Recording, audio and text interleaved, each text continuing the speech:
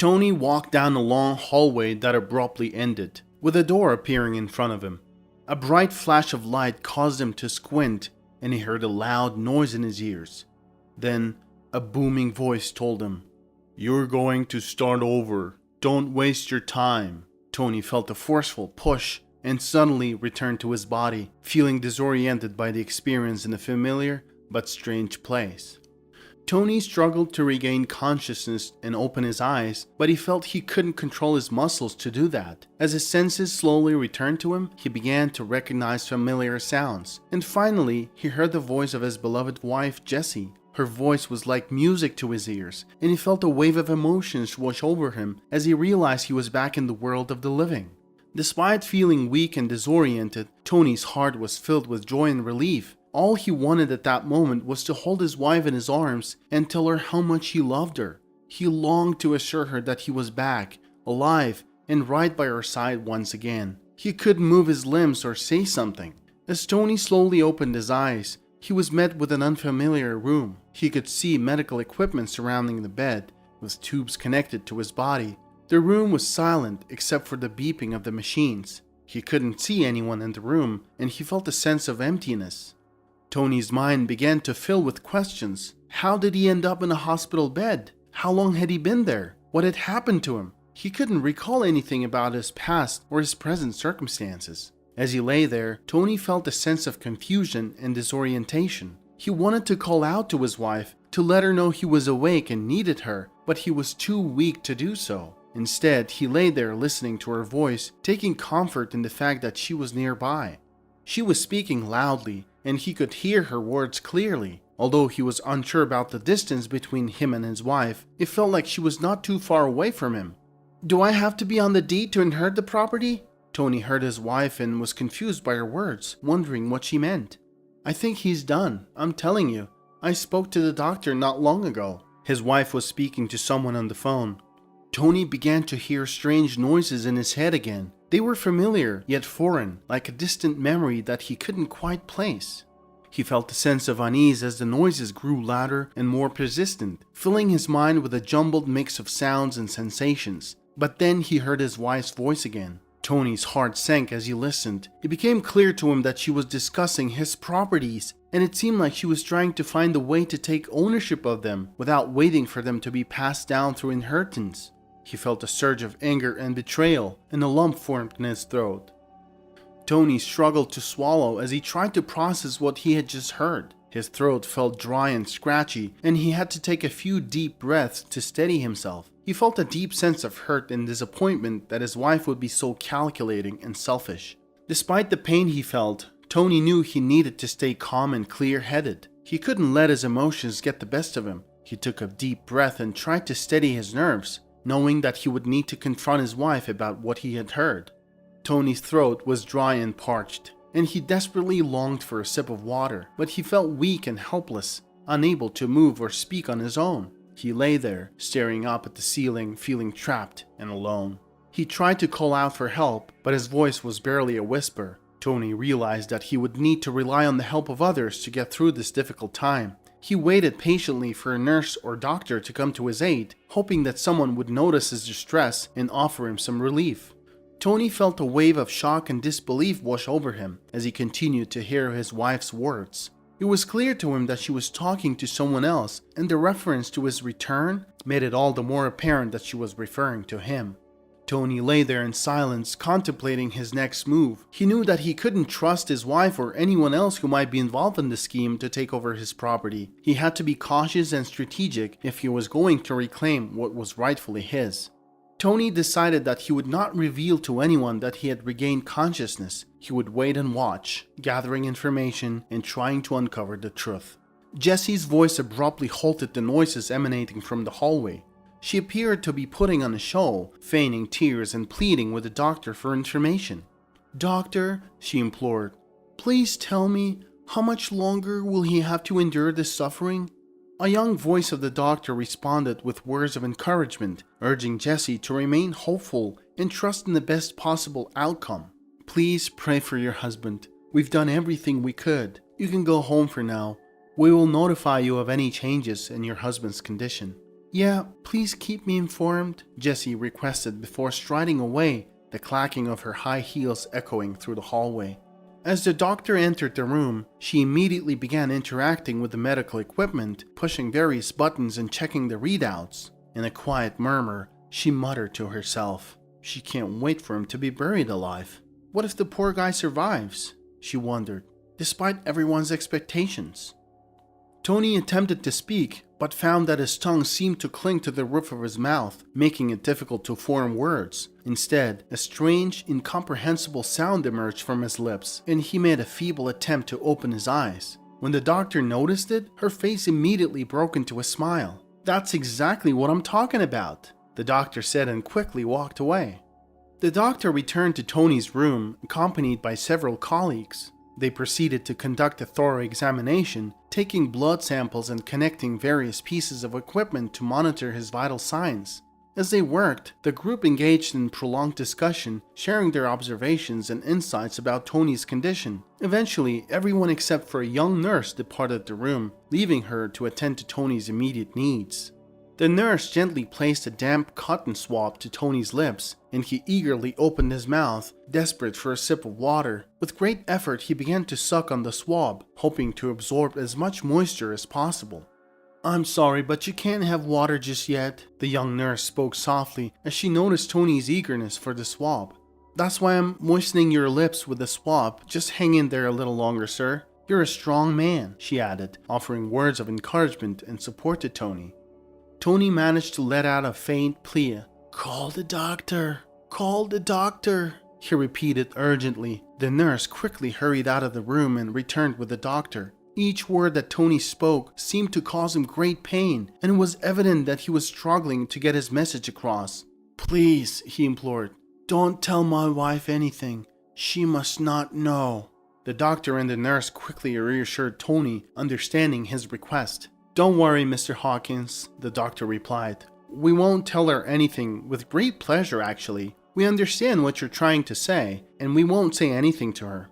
They both urged Tony to focus on the resting and taking care of himself, assuring him that he was in good hands and that they would do everything possible to support him during this difficult time. The doctor and the nurse left the room, and Tony could hear their muffled conversation in the hallway. He strained to listen as the doctor spoke to the nurse, her words carrying a mix of sadness and frustration. I wouldn't allow her near him, the doctor expressed with a hint of concern in her voice. She constantly asks me about his chances. That's just not right. Her voice trailed off and Tony could sense the depth of her emotions. Tony was deeply touched by her words. He knew that he was fortunate to have such dedicated and compassionate medical professionals caring for him. After a few moments, the nurse returned to Tony's room with a dropper in her hand. We're going to continue feeding you through your veins, she explained gently as she prepared to administer the medication. Tony nodded weakly, grateful for the nurse's reassuring presence. Jesse's words continued to echo in Tony's mind, causing him to feel a deep sense of hurt and betrayal. How could she? He thought to himself. How could I have missed that she was cheating on me behind my back? Tony couldn't believe that the person he had trusted and loved for so many years could have been deceiving him all along. After all, he reflected, I've been giving my all for the family. I've been doing everything I could to make her happy. He thought about all the sacrifices he had made over the years, putting his own needs and desires aside in order to support her. And yet, despite his efforts, it seemed that Jesse had been unfaithful and deceitful. Tony felt a surge of anger and disbelief as he thought about his wife's callous behavior. Despite all that he had done for her over the years, she seemed more concerned with his money than with his well-being. I never limited her in money, he thought bitterly. I let her live the life she wanted to live. And now, when I've been in an accident, she's not even sad. She's just thinking about how to take advantage of me. Tony wanted to scream, to confront her, and to tell her how wrong she was. He longed to remind her that he was still alive and that she wouldn't get anything after the divorce. After a few days of receiving treatment, Tony began to feel much better. When the doctor came in to check on him, he couldn't help but express his gratitude. Thank you, he said. I'm doing better with your prayers. The doctor, whose name was Gloria, smiled and blushed slightly at the compliment. She had been working tirelessly and spent long hours sitting with Tony and chatting with him about everything from his health to his personal life. Over time, the two had developed a friendly rapport, and Gloria was happy to see Tony on the mend. "That's awesome to hear," she said, smiling warmly. "We're all rooting for you, man." "Hey, listen, I'm not allowed to keep it a secret from your wife. You're being moved to another room tomorrow, and then..." The doctor couldn't finish when Tony interrupted. "I know what you mean. Well, I guess I'm gonna have to face her. I'm not really ready for a fight though, but I heard what she said," Tony said, and couldn't continue because he felt a lump in his throat thinking about it. "Yeah, I heard it too. I just can't wrap my head around it. How could she be so cruel to her own husband?" the doctor said. "Well, it doesn't matter anymore. I'm gonna divorce her anyway when I get on my feet," Tony said. As Jessie sat in her living room, anxiously awaiting news from the hospital, her mind began to race. In her heart, despite the overwhelming fear that gripped her, she found herself secretly hoping for the worst possible outcome. With a sense of urgency and worry, Jessie rushed to the hospital and headed straight to the intensive care unit. "I need information about Mr. Hawkins' condition," she pleaded with the nurse, hoping to get some news. "I can't bear to see my husband in pain anymore," she said, her voice trembling with emotion. "How much longer will he have to endure this?" Jessie put on a show of mourning and sadness, despite feeling little genuine emotion. The nurse reviewed her records as Jessie waited anxiously. After a few moments of silence, the nurse's expression changed and she looked crestfallen. "I'm sorry to have to tell you this, but according to our records, Mr. Tony Hawkins didn't make it," she said softly, her voice heavy with sympathy. "I'm so sorry for your loss." Jessie felt a sense of relief, but she tried to keep her emotions under control and not reveal her inner thoughts. She made an attempt to cry a little by covering her face with her palms before hastily leaving the building. Tony stood by the window, observing his wife as she chatted on the phone with a wide grin. He felt a burning anger inside him, and he realized it was time to confront her. Without wasting a moment, he hurried to find the doctor. "I need to get discharged. I need to go home," Tony said. "Are you out of your mind, Mr. Hawkins? You were transferred from the ICU this morning, and you want to get going already?" The doctor was confused.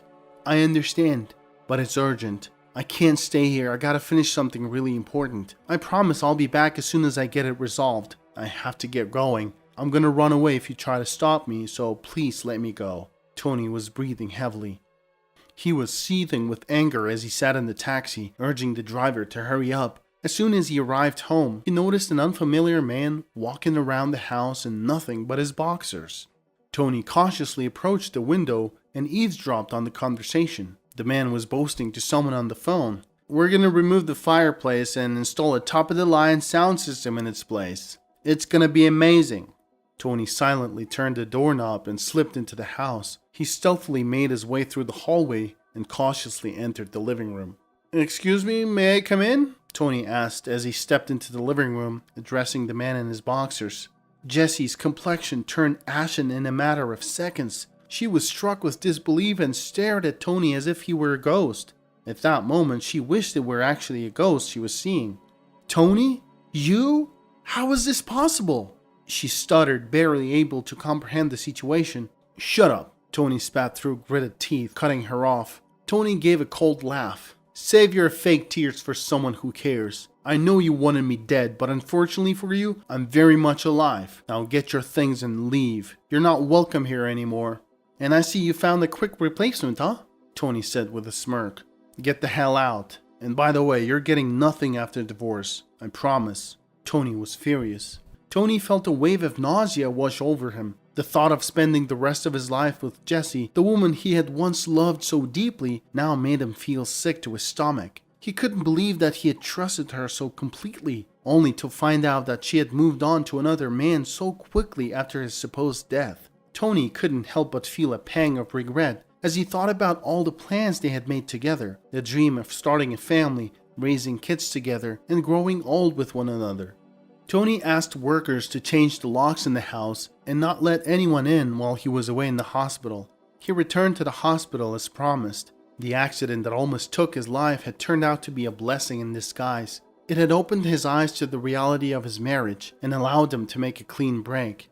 Tony spent 2 weeks in the hospital. Gloria often came by and they talked a lot. It helped Tony get well faster.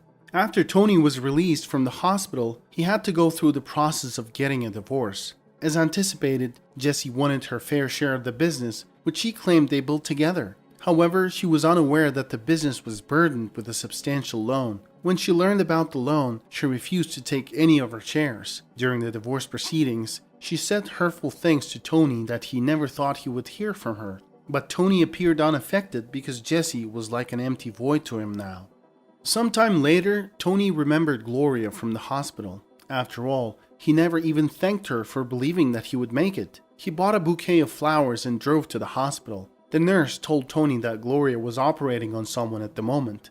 As he waited, Tony couldn't help but feel a sense of nostalgia wash over him. He remembered the times he spent in the hospital after the accident and how Gloria was always there to comfort him. He realized that he had developed a special bond with her and that he missed her company. Gloria finally emerged from the operating room. Tony's heart skipped a beat as he saw her approaching him. She looked just as beautiful as he remembered. "Tony? What are you doing here?" Gloria asked, surprised to see him. "I just wanted to thank you for everything you did for me," Tony replied, handing her the bouquet of flowers. Gloria's face lit up with a smile. "You didn't have to do that, but thank you. I'm glad to see you're doing well." Tony and Gloria talked for a while, catching up on each other's lives. Tony asked in a timid tone, "Would you like to have dinner together tonight? If you're busy, that's okay too." Gloria grinned mischievously and replied, "I'm never too busy for food, especially in good company. Dinner it is." Tony felt a connection with Gloria that he had never felt with anyone else before. After that night, they started seeing each other more often. They went on dates, watched movies, and even took trips together. Tony realized that he had found something special with Gloria, something that he had been searching for his entire life. Eventually, Tony asked Gloria to marry him. She said yes, and they started planning their wedding. It was a beautiful ceremony filled with friends and family who had watched Tony go through the ups and downs of life. Now he had found true love and happiness with Gloria. As they danced at their reception, Tony looked into Gloria's eyes and knew that he had made the right decision. He had gone through a terrible accident, a painful divorce, and a long recovery. But all of it had led him to this moment, to the love of his life. Years later, as they sat on their porch watching the sunset, Tony thought about everything that had happened to him. He realized that the accident, the divorce, and even the loan had all been blessings in disguise. They had led him to Gloria, to the love that he had always wanted. As he held Gloria's hand, Tony smiled and knew that he was exactly where he was meant to be, with the person he was meant to be with.